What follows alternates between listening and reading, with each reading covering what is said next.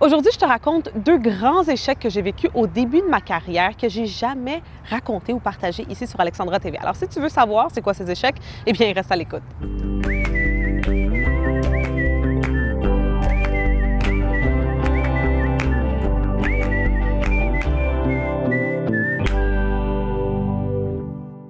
Ici Alexandra Villarroel-Abrigo et je te souhaite la bienvenue à un autre épisode d'Alexandra TV. La tournée Full Feminine Power Now, le pouvoir féminin total, continue et nous sommes présentement en direct de Dallas, Texas et plus précisément dans un endroit qui s'appelle The Dallas Heritage Village, le village d'héritage de Dallas qui pour moi représente vraiment le paradis sur Terre. C'est un endroit où que tout est intact, qu'au cours des 100 dernières années, rien n'a bougé, rien n'a changé, même dans les maisons. C'est très ancien, c'est très western, j'adore ça, moi j'adore les antiquités. J'adore tout ce qui est ancien et vieux. Alors pour moi, c'est magnifique ici. Alors on s'est dit, on doit faire un épisode Alexandra TV ici. Dans l'épisode d'aujourd'hui, je vais te raconter deux grands échecs que j'ai vécus durant ma carrière. Évidemment, il y a beaucoup plus que deux échecs que j'ai vécus durant ma carrière. Il y en a vraiment beaucoup. Mais je me suis dit, pour que l'épisode Alexandra TV d'aujourd'hui soit pas extrêmement long et interminable, eh bien, je vais juste choisir deux des échecs que j'ai vécus. Et ces deux échecs que j'ai vécus vraiment durant la première année presque de mon entreprise, de ma carrière, que j'avais commencé à faire qu'est-ce que je fais aujourd'hui. Et la raison pour laquelle j'ai eu l'idée de faire cet épisode, c'est parce qu'au mois de décembre, il y a quelques mois, j'avais fait une conférence pour l'événement d'une amie. Puis, durant l'événement, quand mon amie m'a introduit au public, elle m'a dit que j'étais une coach de manifestation. Puis là, elle a dit que la raison pour laquelle elle m'appelait une coach de manifestation, eh bien, c'est parce que tout ce que j'entreprenais, je le réussissais. Puis elle a dit, Alexandra, tout ce qu'elle fait, c'est comme si elle le tourne en or, puis ça réussit, etc. Puis là, il y avait une autre amie qui était là, puis elle était comme, ouais, c'est vrai, on dit toujours ça. Puis moi, dans ma tête, je me disais, c'est parce que vous savez vraiment pas le nombre de fois dans ma carrière que je n'ai pas réussi puis que j'ai eu des échecs. Alors, je me suis dit, sûrement, ici, sur Alexandra TV aussi, les gens ne savent pas qu'il y a eu beaucoup d'échecs tout au long des 8 dernières années. Alors, je me suis dit peut-être qu'il est temps de commencer à partager certains de ces échecs. Le but de l'épisode d'aujourd'hui, eh bien, c'est de te faire comprendre que peu importe les échecs que tu vas vivre, que ce soit dans ton cheminement professionnel ou personnel, eh bien, ce n'est jamais la fin du monde, OK? Puis chaque échec qui arrive, eh bien, il est tout simplement là pour te rediriger vers la bonne direction. Moi, je me souviens que quand j'avais vécu ces échecs-là, ces deux premiers échecs que je vais partager avec toi aujourd'hui, au début de ma carrière, c'était comme la fin du monde et je me disais, qu'est-ce que je vais faire? Je voulais tellement cette chose-là, je priais pour ça, je voulais ça. Puis c'est pas arrivé, puis j'étais vraiment déçue. Mais aujourd'hui, quand je regarde en arrière, eh bien, je me rends compte qu'une chance que ces choses-là ne sont pas arrivées. Une chance que j'ai pas eu ce que je voulais dans ce temps-là.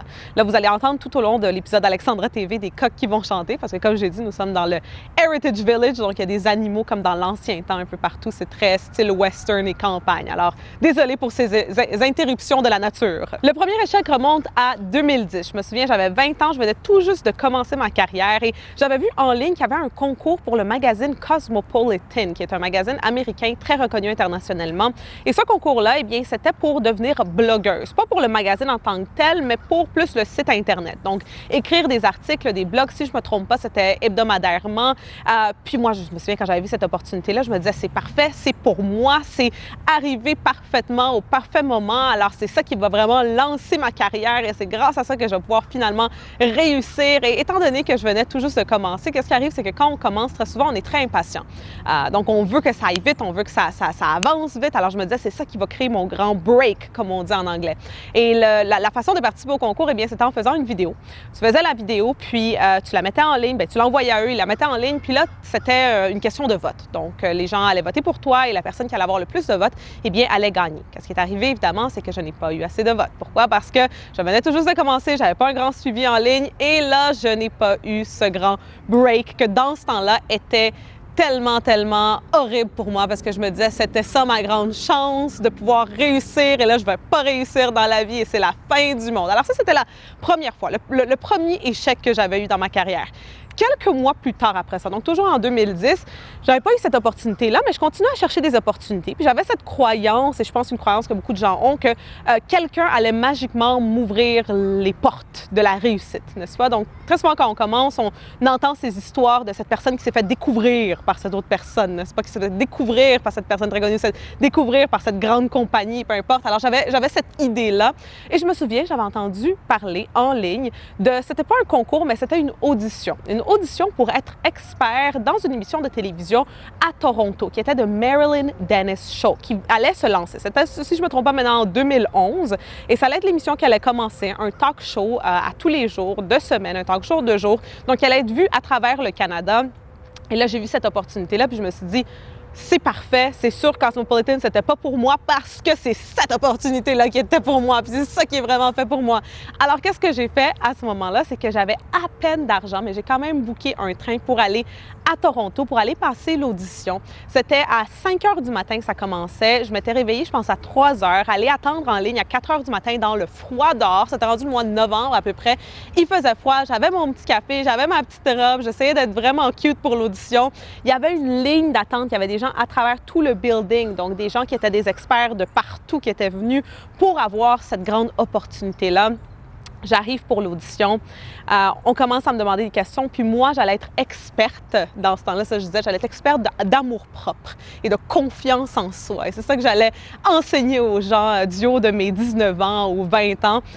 Puis là, je me souviens que le gars qui faisait l'audition m'a demandé « Alors, OK, bien, c'est comment qu'on fait pour s'aimer soi-même? » Et j'ai complètement gelé. Comme devant la caméra, j'ai, comme on dit en anglais, j'ai freeze. Je savais pas quoi dire. J'étais, ben là, faut que tu aies confiance. Je savais pas quoi dire et je voyais dans le visage du gars qui se sentait très mal de m'avoir demandé la question parce qu'il voyait qu'à cause de cette question-là, ben j'allais pas avoir cette opportunité-là.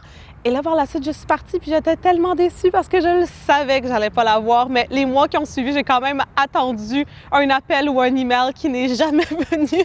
Et j'étais tellement déçue et mon cœur était brisé parce que je m'étais dit, c'était la deuxième opportunité qui avait été envoyée de l'univers pour moi et je l'ai quand même pas eu parce que je suis pas assez douée, j'ai peut-être pas ce qu'il faut. Alors, il y avait toutes ces croyances négatives qui me venaient en tête. Mais aujourd'hui, quand je regarde en arrière, eh bien, je me dis une chance que ces opportunités-là ne sont pas arrivées. Une chance que j'ai pas réussi dans ça. Parce que qu'est-ce qui serait arrivé maintenant quand je regarde en arrière? C'est, par exemple, les experts qui sont dans cette émission-là aujourd'hui, eh bien, oui, sont peut-être connus à travers le Canada, mais pas vraiment. C'est juste des experts qui vont là peut-être à tous les jours, qui parlent d'un certain thème, mais ils n'ont pas un grand suivi. Donc, par exemple, pour moi, j'ai un plus grand suivi.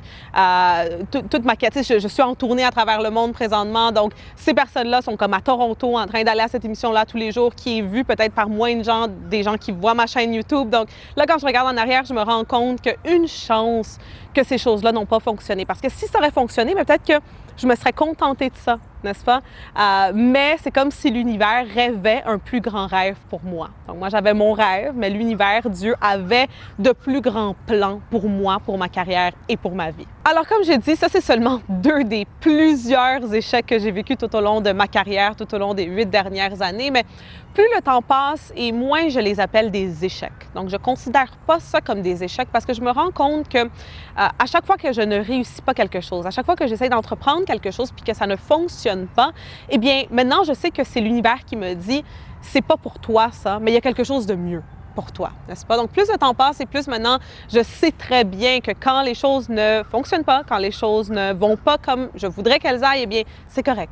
C'est correct parce que je sais qu'il y a quelque chose de mieux qui m'attend. Alors, si de ton côté, tu commences à voir les échecs, si on peut les appeler comme ça même, de cette façon-là, crois-moi que ça va être beaucoup plus facile de pouvoir surmonter ces échecs-là, de te sentir bien après, puis de ne pas laisser tomber, n'est-ce pas? Donc, de ne pas te décourager puis te dire « Ah non, c'est à cause de moi, je suis juste pas bon ou pas bonne et je vais pas réussir. » Non, c'est tout simplement parce qu'il y a quelque chose de mieux qui t'attend. Si jamais tu veux que je partage d'autres échecs, d'autres histoires d'échecs qui se sont passés au cours des 8 dernières années, bien, dans la section de commentaires, laisse-moi savoir. Et aussi, partage dans la section de commentaires quels sont tes échecs. Je suis sûre et certaine que ça va pouvoir inspirer beaucoup de personnes qui sont en train de visionner cette vidéo. Alors, si tu as aimé l'épisode d'aujourd'hui, n'oublie surtout pas, bien sûr, d'aimer, de partager et aussi de t'abonner pour ne pas manquer les nouveaux épisodes qui sont en ligne à toutes les semaines. Je t'invite aussi à aller sur mon site web, alexandravillarroel.com et t'abonner à ma liste de courriels. Parce que si tu le fais, eh bien, tu vas recevoir gratuitement une série de formations gratuites dans laquelle je vais t'enseigner comment faire passer ta vie personnelle et professionnelle au prochain niveau. Alors, tu veux surtout pas manquer ça. Donc, je te souhaite de passer une excellente semaine et on va se voir la semaine prochaine.